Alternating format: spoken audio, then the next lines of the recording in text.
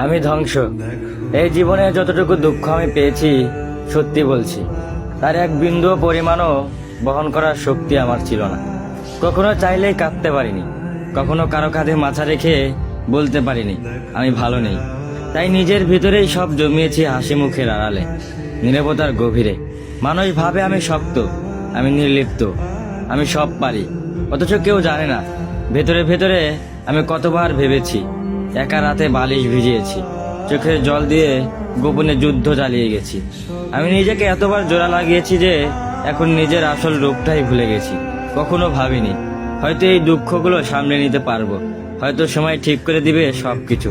কিন্তু বাস্তবতা হলো আমি আয়ত্তের বাইরে দুঃখ ধারণ করতে করতে এখন নিজেই ধ্বংস হয়ে গেছি।